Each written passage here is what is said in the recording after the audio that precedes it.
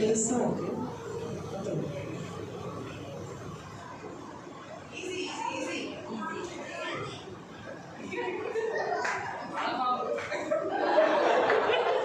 கொஞ்சம் ஷார்ப்பாக இருக்குது பல்லு முடி. என்னது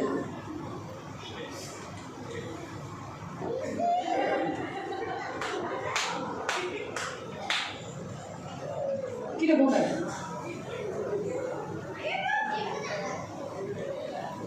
பார்த்துங்க, என்ன ரொம்ப தைரியமாக டச் பண்ணுறாங்க இந்த வாட்டி.